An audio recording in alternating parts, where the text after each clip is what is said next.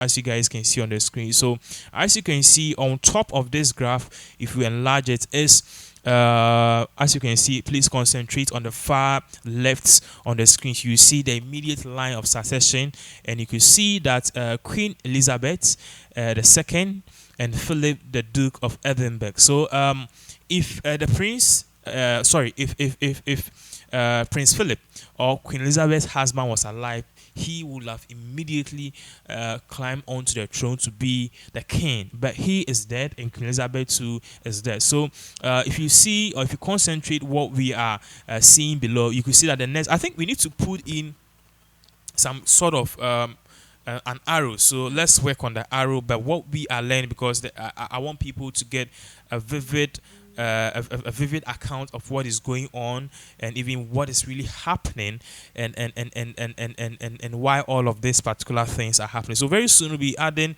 some sort of a diagram to it, some sort of what do you call it, an arrow to it, for people to know, or for people to follow exactly what is going on, more like a pointer. So I think our pointer is almost in, so on the screens now.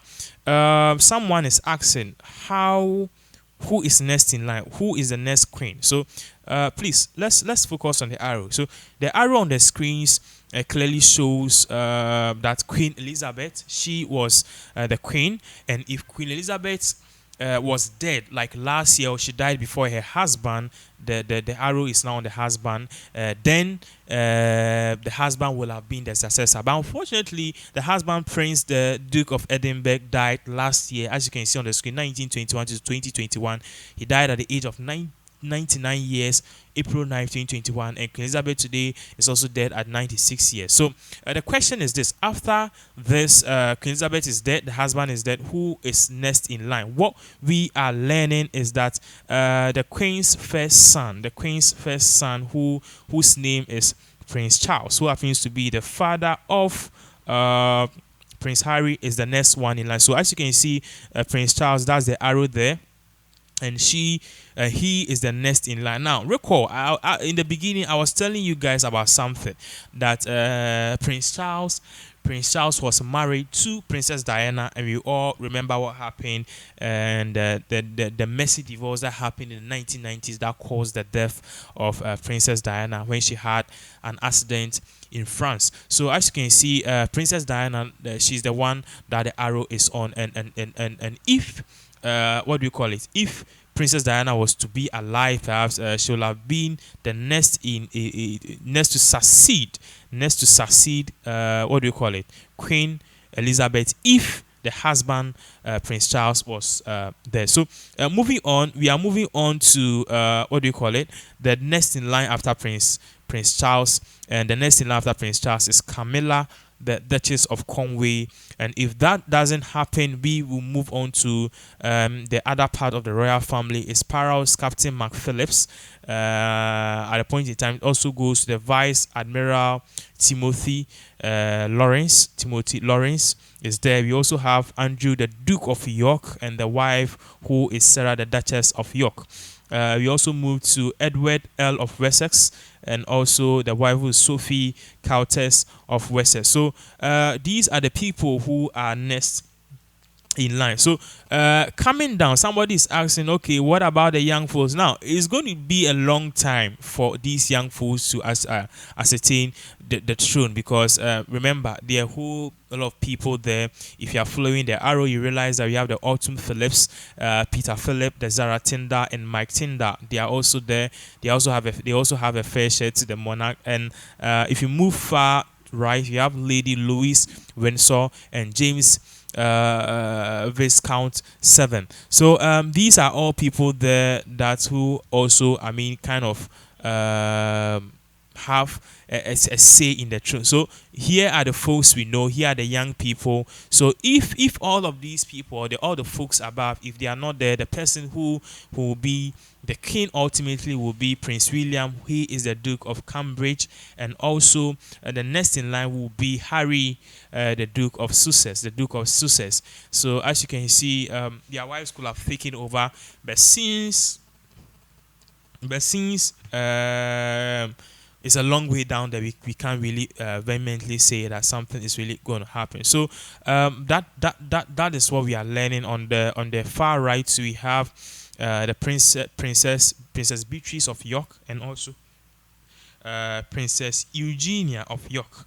So these are a long way down in terms of the monarch. And as you can see on the screen, if we come down a little bit, we have Prince William's son, whose first son, whose name is Prince the George of Cambridge, followed by Princess Charlotte of Cambridge, as you can see the arrows, followed by Prince Louis of Cambridge. Now these are all the children of Prince Williams. Okay. Before it boils down to the other children. It boils down to the other children, which the other children will have to be Prince Harry's first son, whose name is Aki Harrison.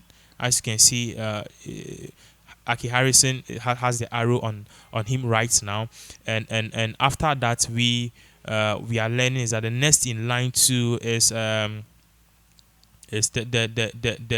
next in line will be Lilibet, who is also the daughter of Prince Harry. So this is a rough estimate or a rough guess of what is happening in case we need a monarch. It's a long way down.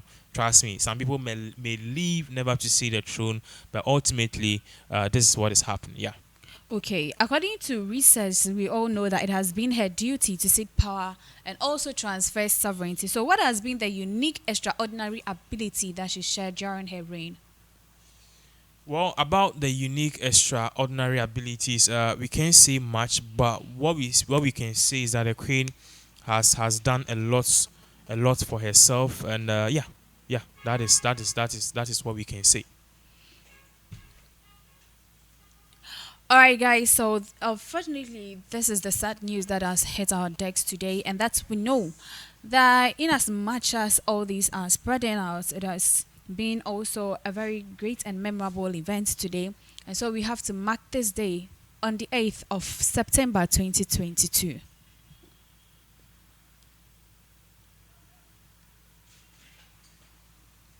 Yeah. So as we are, you were asking something. What were you asking? Okay, I asked what's the extraordinary ability that she has been able to impact in the generation as her sovereignty.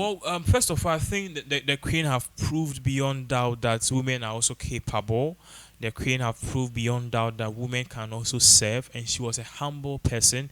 And the Queen have also proved beyond reasonable doubt that uh, women can rule the world, and the queen will forever be remembered as a person who stood for peace, as a person who stood for who cared about the people. You know, one funny thing about Queen Elizabeth is that she has never involved herself in active politics, even to the day she died. So perhaps she's a real definition of a queen who stood for perhaps what was good. Now let's head over to YouTube and read some comments. We are getting a comment from Philip Abbey. So what's sad about a 96 years old death? Every death is sad, Philip. Every death is sad, regardless of the age. Every death is sad. Now, Michael Williams say, "May her perfect soul rest in peace." Philip Abbey says she has overlived the life expectancy age. May she rest well. Michael Williams say, "Oh yeah."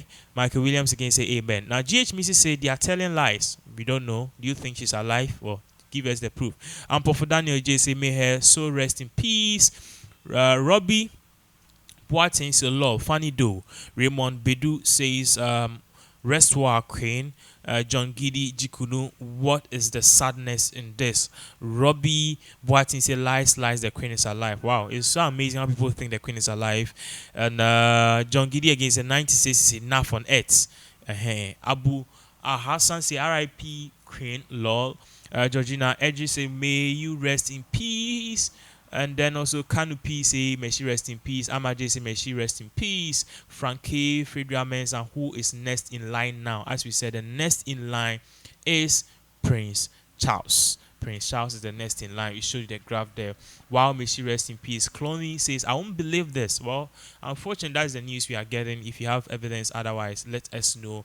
Akos VAM says, may my condolences to the family, our lovely grandmother. So sad. Rainbird Akosia Boachiwa, is true. She died 3 hours ago. Samson Darko, may her soul rest in peace. And also Philip Down, so rest well, Queen. And Edna Na Ashoko Botri, say, may your soul rest in perfect peace. So, breaking news reaching the decks of Penas TV right now indicates that the Queen Elizabeth is dead. She is dead. Do you have any? Do you have something for us? No, So that's we are live on Penas TV. We are live on Penas GH. Queen Elizabeth is dead. okay. So from Samodiodu, he also says, "May her gentle soul rest in perfect peace." So give us perhaps what we think as Abakosem about the Queen, and let's see the Queen's Okay. life, the Queen's life in detail. What happened? What happened during her reign? Let us know. Okay, so Her Majesty Elizabeth II is the Queen of the United Kingdom and 14 other Commonwealth world. She was born in Mayfair, London, as the first child of the Duke and Duchess of York. Her father ascended to the throne in 1936 upon the abdication of his brother King Edward VIII, making Her Majesty Elizabeth the heir presumptive, where she was birthed on the 21st of April 1926, and therefore she is 96 years old.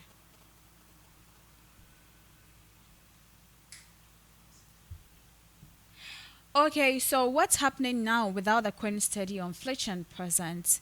Well, we're taking the Elizabeth II out of the frame at the splendor of state dinners for visiting presidents, the solemn obsequies for fallen war heroes, and the glorious theatre of the opening of Parliament when the mere glimpse of her scarlet velvet emerald robe makes even the unrulers of MPs sit up straight. How will anyone know how to be British anymore? Wright Brown in the Palace Papers says that in an age when everybody has opinions, she has maintained the discipline of never revealing hers. Her epic squalisms has come to signify the endurance of the nation over the course of her nearly 70 years on the throne. The Queen has served as the bridge between past and present, essential and implacable as concrete. Whatever her successor brings to the throne, it will have to be something quite different. Chaotic election cycles like this remind us how important an informed electorate is. Now, it's not the time for paywalls.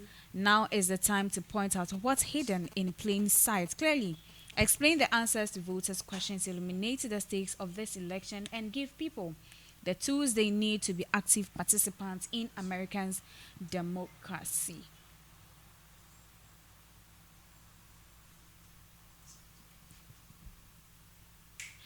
All right, people are also asking what she's the relevance of what she's doing in a wider context. Elizabeth was born on April 21st, 1926. Television as a technology was 3 months old. Americans' Great Depression was 3 years away. Just 8 years before, the Russian seekers had been executed. As Elizabeth was born, a politically charged coal miner strike had royalists fearing that the English victors would be next. At the time, Elizabeth was third in line to the throne and an unlikely target for anyone's revolutionary fervor. She was the eldest daughter of a second son, and her uncle Edward was the heir to the throne. Nevertheless, she seems to have been equipped with a strong sense of duty early on, along with a love for tidiness and thrift. When she swept during her christening at Buckingham Palace, it rose, Sarah Bradford wrote in her 1996 biography, Elizabeth, be the last time the Elizabeth ever made a public scene. Hardman reports that one of Elizabeth's favorite nursery toys was a dustpan and brush, and that kept a special box where she would store wrapping paper and ribbons for reuse. In 1936, Edward abdicated the throne and Elizabeth's father ascended to become George VI. Elizabeth was now abruptly heir to the throne and a key diplomatic asset. According to the Hardman, the shy young princess found the shift difficult, but she applied her characteristic work ethic to her new life. The British peer Fritzlander Howard wrote in his diary of meeting Lilibet, Elizabeth's childhood nickname, as at a drinks party in 1941 and being proud of her, Lilibet finds making conversation very difficult like me, but she did very well, Howard wrote. Already, Elizabeth had hit upon her favorite conversational strategy.